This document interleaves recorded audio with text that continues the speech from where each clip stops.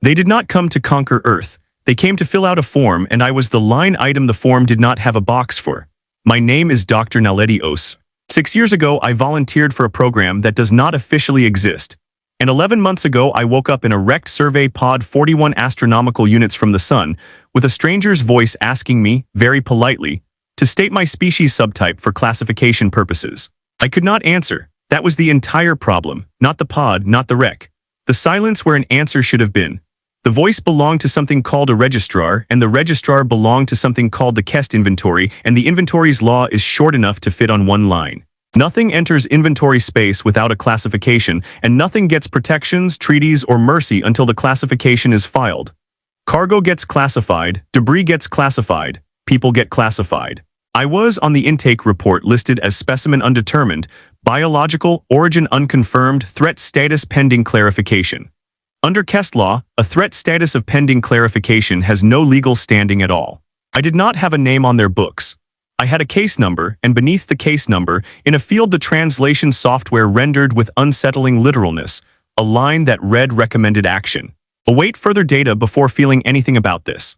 The registrar who filed it introduced himself as Owen Thal, and he did it the way a very good customer service representative apologizes for a wait time. He had clearly rehearsed the tone in front of a mirror that did not exist. Because Thesk have no reflective surfaces on their ships, a detail I only learned later and found unreasonably satisfying. He was polite. He used my name once he learned it, carefully, syllable by syllable, and he never once raised his voice. He also told me without a trace of malice that an unclassified entity could be quarantined indefinitely, disassembled for study, or released, and that the decision was procedural rather than moral. You understand, he said, we are not unkind, we simply cannot proceed without a category. He smiled when he said it, the particular smile of someone who believes courtesy and control are the same gesture. Registrar Owen Thal, third-tier classification officer, whose species has apparently never needed a word for the difference between being polite to someone and deciding their fate for them. Because in 3,000 years of inventory law, the two had never once come apart. The smile did not waver even when he read me the disassembly clause. That was the detail I could not stop turning over afterward. He was not cruel, he was thorough. The two things on his ship had never had to be distinguished from each other, and it had clearly never once occurred to him that they should be. I told him I didn't have one to give him. He wrote that down too. Most people faced with a form with no box for them try to invent a box. I had spent 6 years inside a program built specifically to make that impossible, so instead of inventing one, I told him the truth, which turned out to be worse for him than any lie would have been. I said I did not know what I was either, not with certainty, and that this had been true since before the pod, since the day I signed papers I was not allowed to keep copies of. Owen Thal went very still when I said it, because stillness, in a species whose entire civilization is organized around never being still until a thing has a name, is the closest thing they have to fear. That was the reframe. Not a declaration, not a rally. A woman telling the truth about her own uncertainty and watching it register on the other end as a weapon she had not known she was carrying. Earth sent a retrieval team once the distress beacon finally reached a relay that mattered, and Kest law required them to let a 2-person delegation aboard to attempt classification on humanity's behalf, since apparently a species is permitted to classify its own. The 2 people Earth sent were Dr. Kwame Bonsu, a materials engineer who had spent 4 years arguing that the Threshold program's neural lattice could not possibly be doing what its funding reports claimed it was doing, and who had been quietly correct the entire time. Dr. Kwame Bonsu, who introduces himself at conferences as the other Bonsu, because there is exactly one other Bonsu in materials science and neither of them has ever met, and Dr. Priya Ilangovan, a signal analyst who had flagged my intake scans as corrupted 3 separate times before someone finally told her the scans were not corrupted. They were simply reading a nervous system that did not resolve into a single, stable signature. Bonsu went first, and he did not say anything for a long moment because his hands had found the edge of the diagnostic table and stopped moving.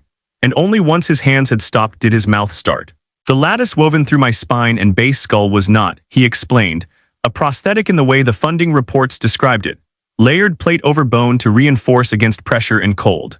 It was adaptive at the cellular boundary, meaning it did not simply sit inside me. It negotiated with me, shifting its own signal architecture in response to what systems were reading it and how. A scanner built to detect augmentation would find augmentation. A scanner built to detect an unaltered human nervous system would, with equal confidence, find one of those instead. The lattice was not hiding. It was answering every question with the version of the truth that question was built to accept. He kept talking once the first shock of it wore off, because a materials engineer given 40 minutes and an unclassifiable spine does not stop at the first answer, and every sentence after that one got quieter instead of louder, which in Bonsu's case is always the sign that something has genuinely rattled him. The lattice's boundary layer, he said, held a density gradient that should not have been thermodynamically stable at body temperature.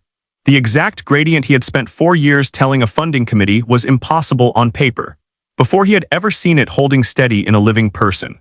He had written the paper that predicted this material could not exist. He had been wrong about that once, professionally, publicly, and had been quietly correct about everything built around it ever since, and no one had believed either half of it until the moment his own hands were resting on the proof.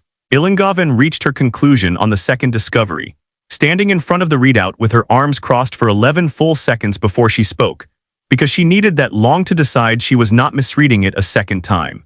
The pod's black box had a signal buried in its final 6 minutes of transmission before the wreck, a signal Kest scanners had flagged as noise and discarded without a second look. It was not noise. It was the lattice, broadcasting outward at the exact moment Kest classification sensors made contact, and it was doing to their instruments precisely what it had done to Earth's, in reverse. Every category their sensors offered, it fulfilled just enough to avoid rejection and just little enough to avoid confirmation. The program had not built me to survive deep space alone.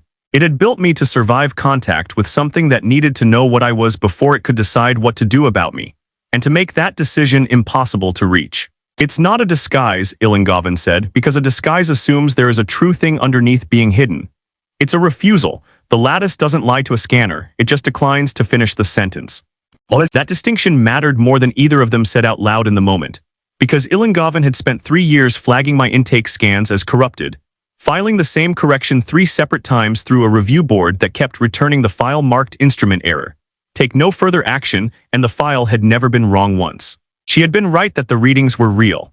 She had simply been unable to prove, against instruments that only knew how to look for either a clean signal or a broken one, that a signal could be neither and still be telling the truth. Watching the black box confirm it was not vindication in the way people imagine vindication feels. She sat down slower than Bonsu had, and said nothing at all for almost a full minute, and when she finally spoke again it was only to ask quietly whether the program had known this would happen to whoever it was built into. That was the second discovery, and it was bigger than the first because the first explained what had happened to me, and the second explained why it had been built at all.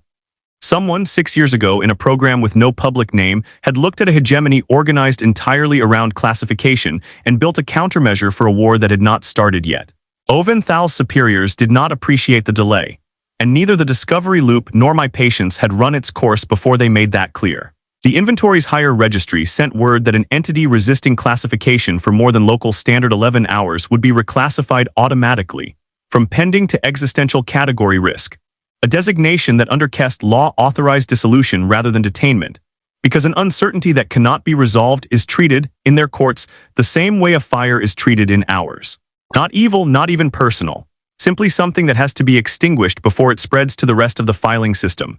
Oven read me the notice himself, and for the first time his English had a seam in it, a half-second pause before the word dissolution, as though even a registrar who had spent decades perfecting condescension had not expected to be the one holding the form when it came due. The notice arrived in the same polished register as everything else the inventory had sent us, 3 paragraphs of jurisdictional language before it ever admitted what it actually meant. And buried in the second paragraph was the sentence that told me exactly how frightened they already were.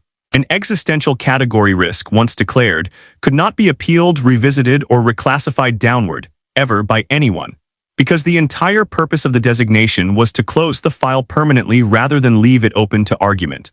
A species that writes a law that specifically forbids changing its mind is a species that has been burned by changing its mind before. I did not know their history well enough yet to guess how. I only knew that 11 hours had just become a number I intended to survive on purpose, not by accident. I did not feel fear.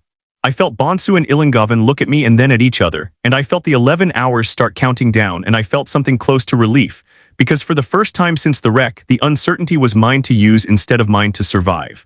At hour 10, 4 Kest containment cutters translated in at 900 kilometers, arranged in a standard box formation, weapons systems already cycling toward lock. Kest weapons do not fire on an unclassified vector. Their entire targeting architecture requires a confirmed category before a lock can complete.